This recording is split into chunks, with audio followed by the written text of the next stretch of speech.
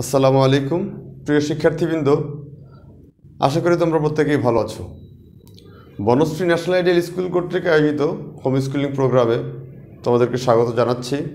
আমি মোহাম্মদ নোমান বিন সুলতান, সহকারী শিক্ষক রসায়ন।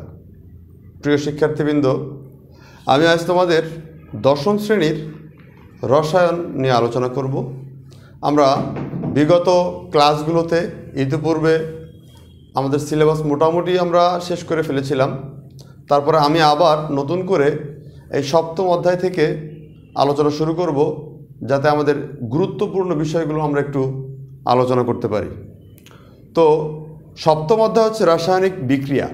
আমি এখানে রাসায়নিক বিক্রিয়ার প্রকারভেদগুলো নিয়ে মেইনলি আলোচনা করব এবং বিক্রিয়াগুলো থেকে কীভাবে বিক্রিয়াগুলো হচ্ছে সেগুলো বোঝানোর চেষ্টা করব। তবে একটা জিনিস আমাদেরকে মাথায় রাখতে হবে, আমরা পূর্ববর্তী যে অধ্যায়গুলোতে জেনেছিলাম, ষষ্ঠ অধ্যায়, পঞ্চম অধ্যায়, এগুলোতে জেনেছিলাম বিভিন্ন মৌলের পারমাণবিক সংখ্যা এবং যোজনী জারণ সংখ্যা। এই জিনিসগুলো আমাদের খুব বেশি জানা দরকার পড়বে এখানে। তা না হলে যোজনী যদি আমরা ঠিকমতো জানতে না পারি, তাহলে আমরা কোনো একটি যৌগের সংকেত ঠিকমতো লিখতে পারবো না। আর যৌগের সংকেত যদি ঠিকমতো লিখতে না পারি, তাহলে বিক্রিয়া ভুল হবে। তাই জন্য যোজনী, জারণ সংখ্যা এগুলো ভালোভাবে কমপ্লিট করে আমরা রাসায়নিক বিক্রিয়াগুলো ক্লিয়ারলি বুঝতে পারি। তো এই রাসায়নিক বিক্রিয়াকে কয়েকটা ভাগে ভাগ করা যায়, কয়েকটা জিনিসের ভিত্তিতে ভাগ করা যায়। যেমন দিকের উপর নির্ভর করে বিক্রিয়া দুই প্রকার। আমি একটু লিখছি, তোমরা দেখো।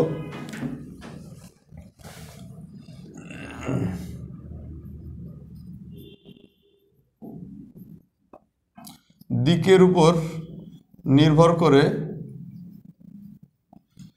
বিক্রিয়া দুই প্রকার।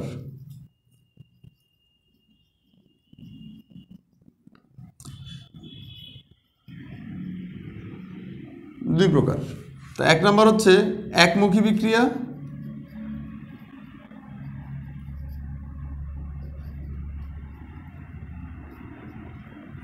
দুই নম্বর হচ্ছে উভমুখী বিক্রিয়া।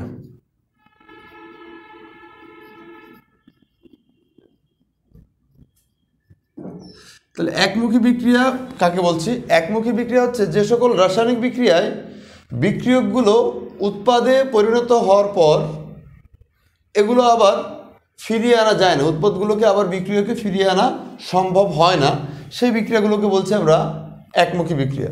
উদাহরণ যদি আমি দিই, যেমন ক্যালসিয়াম কার্বোনেট বা চুনাপাথর, এটাকে যদি আমরা বিভাজিত করি বা তাপ প্রয়োগ করে বিয়োজিত করি, তাহলে ক্যালসিয়াম অক্সাইড এবং কার্বন ডাইঅক্সাইড উৎপন্ন হবে। তো কার্বন ডাইঅক্সাইড উৎপন্ন হওয়ার পর এটা যদি আমি খোলা পাত্রে করি,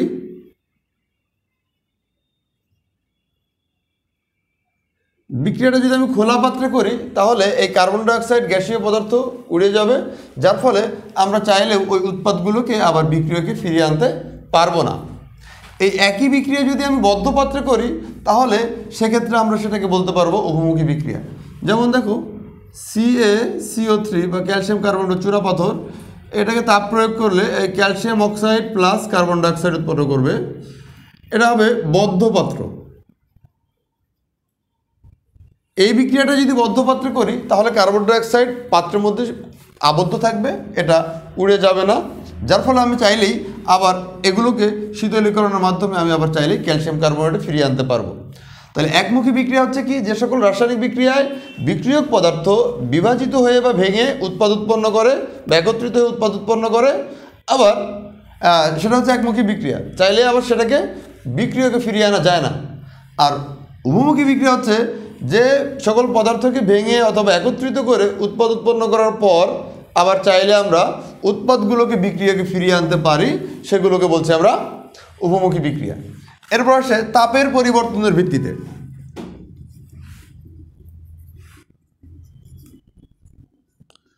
তাপের পরিবর্তনের ভিত্তিতে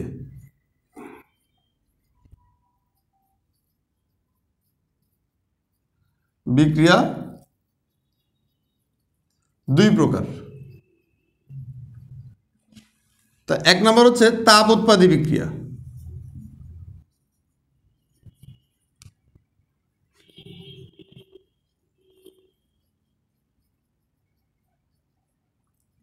আর দুই নম্বর হচ্ছে তাপহারী বিক্রিয়া।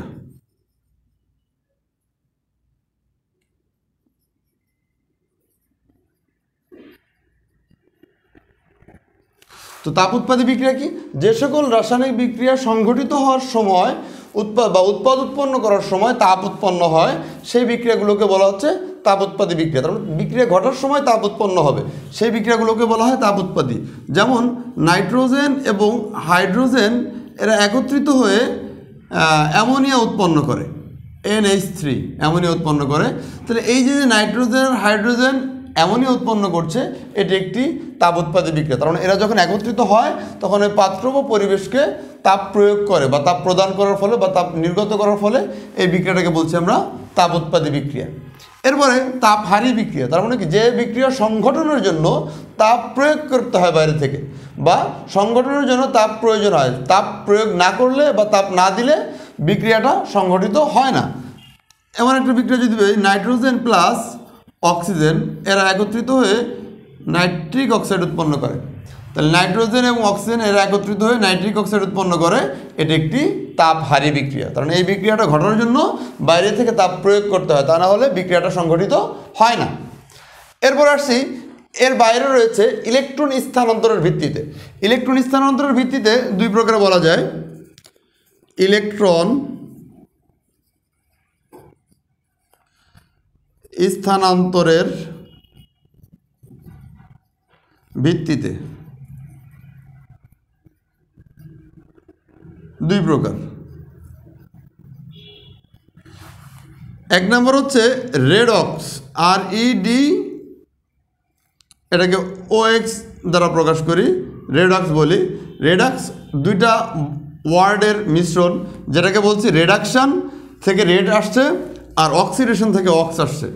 অক্সিডেশন অর্থ হচ্ছে জারণ, রেডক্স অর্থ হচ্ছে বিজারণ। তাহলে এটাকে আমরা বলতে পারি, এক কথায় বলতে পারি জারণ বিজারণ, জারণ বিজারণ। আর দুই নম্বর যেটাকে বলি নন রেডক্স।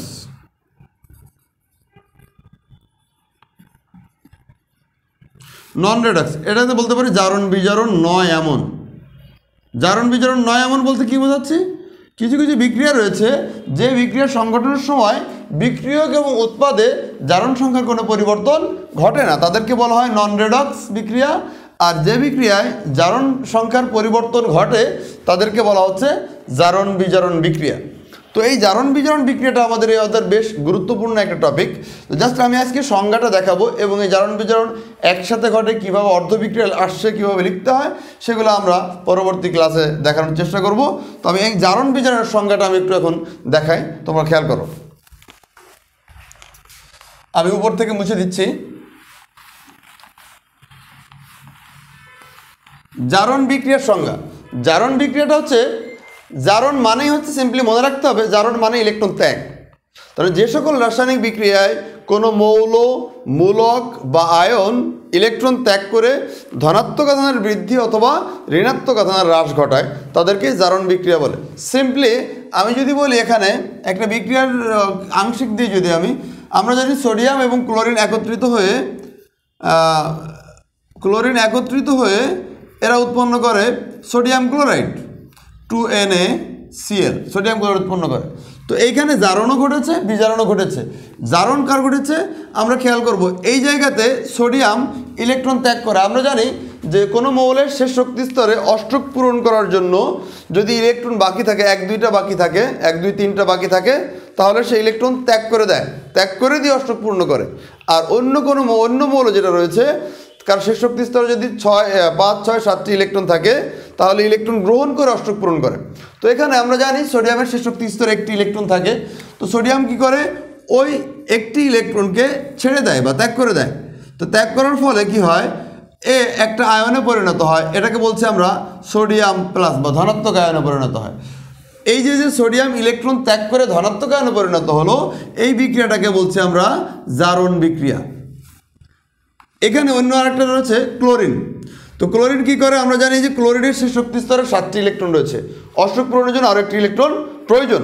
তো এই একটি ইলেকট্রন অন্য মৌলের কাছ থেকে গ্রহণ করে, যেখানে আমার সোডিয়াম একটি ইলেকট্রন ত্যাগ করছে, ওই ইলেকট্রনটি ক্লোরিন গ্রহণ করবে। ক্লোরিন গ্রহণ করে Cl- বা ক্লোরিনের আয়ন গ্রহণ করে। এখন তোমাদের মনে প্রশ্ন থাকতে পারে যে ত্যাগ করলে কেন প্লাস হচ্ছে? কারণ আমরা জানি একটি মৌলে কেন্দ্রে যতগুলো প্রোটন থাকে বাইরের শেষ স্তরগুলোতেও ঠিক ততগুলো ইলেকট্রন থাকে। তো যখন একটি মৌল তার শেষ শক্তি স্তর থেকে একটি ইলেকট্রন ত্যাগ করে দেয় তাহলে সর্বোপরি পুরো মৌলটাতে ঋণাত্মক আধানের চেয়ে ধনাত্মক আধান একটা বেশি হয়ে যায়। তখন এই একটা বেশি হওয়ার কারণে আমরা একটা প্লাস দিই, একটা ইলেকট্রন ত্যাগ করলে একটা প্লাস দিই। এখানে ঠিক একই রকম ক্লোরিন যখন তার শেষ শক্তি স্তরে একটি ইলেকট্রন গ্রহণ করেছে কিন্তু প্রোটন কিন্তু গ্রহণ করে নাই, তার মানে ক্লোরিনের কেন্দ্রে বা নিউক্লিয়াসে প্রোটন 17টা ছিল, সে 17টা থাকছে, কিন্তু শেষ শক্তি স্তরে ইলেকট্রন হয়ে যাচ্ছে 18টা, কারণ ইলেকট্রন একটা বেশি, ঋণাত্মক আধান একটা বেশি হয়ে গেল। এই জন্য আমরা লিখছি Cl-। এই বিক্রিয়াটাতে ঘটছে বিজারণ। তার মানে এই যে ইলেকট্রন ত্যাগের মাধ্যমে ধনাত্মক আধানে পরিণত হলো বা ধনাত্মক আধানের বৃদ্ধি ঘটালো, এই বিক্রিয়াটাকে বলছে জারণ বিক্রিয়া। আর যেহেতু এখানে ক্লোরিন একটি ইলেকট্রন গ্রহণ করে ঋণাত্মক আধানের বৃদ্ধি ঘটেছে বা পরিবর্তিত হয়েছে, এর জন্য এটাকে বলছি আমরা বিজারণ বিক্রিয়া। সিম্পল কথায় মনে রাখতে হবে, ইলেকট্রন ত্যাগ হলে জারণ, ইলেকট্রন গ্রহণ হলে বিজারণ। আবার একটা বিক্রিয়ায় যখন একটি মৌল ইলেকট্রন ত্যাগ করে, এই বিক্রিয়াকে বলছি জারণ বিক্রিয়া, এবং এই বিক্রিয়ায় যে অংশগ্রহণ করছে তাকে বলে আমরা বিজারক। আর যে মৌলটি ইলেকট্রন গ্রহণ করছে এই বিক্রিয়াটাকে বলছি আমরা বিজারণ, এবং এই মৌলটাকে বলা হচ্ছে জারক পদার্থ। তার মানে বিজারণ বিক্রিয়ায় অংশগ্রহণ করে জারক পদার্থ, আর জারণ বিক্রিয়ায় অংশগ্রহণ করে বিজারক পদার্থ। এভাবে আমরা জারণ বিজারণ চিহ্নিত করতে পারবো।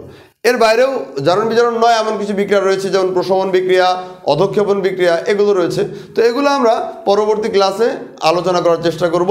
তো আমি এই সম্পর্কে আজকে যে আলোচনা করলাম, যে সংজ্ঞাগুলো, সেই সংজ্ঞাগুলো অনুসারে তোমাদেরকে একটু বাড়ির কাজ দিয়েছি। এটা তোমরা অবশ্যই আগামী শনিবারে বা পরবর্তী শনিবারে স্কুলে অবশ্যই জমা দিবে। বাড়ি কাজটা হচ্ছে সংযোজন, প্রতিস্থাপন, দহন, জারণ ও বিজারণ বিক্রিয়ার সংজ্ঞা সহ উদাহরণ লেখা। তার মানে প্রত্যেকটা সংজ্ঞা লিখবে এবং উদাহরণ লিখে তোমরা স্কুলে জমা দিবে। এবং প্রতি শনিবারও তোমাদের এইচডাব্লিউগুলো জমা নেওয়া হয়। এই এইচডাব্লিউগুলো তোমাদের স্কুলে জমা দেওয়াটা আবশ্যক, কেননা যেহেতু আমরা অ্যাসাইনমেন্ট নিচ্ছি, সরকার প্রদত্ত অ্যাসাইনমেন্টগুলো, এবং এর সাথে তোমার পরবর্তীতে যে পরীক্ষার যে মান রয়েছে, মূল্যায়ন রয়েছে, সেই মূল্যায়নের ক্ষেত্রে এই এইচডাব্লিউর মার্কসগুলো ভূমিকা রাখবে। এজন্য অবশ্যই তোমরা প্রতি শনিবারে এইচডাব্লিউ করে স্কুলে জমা দিবে।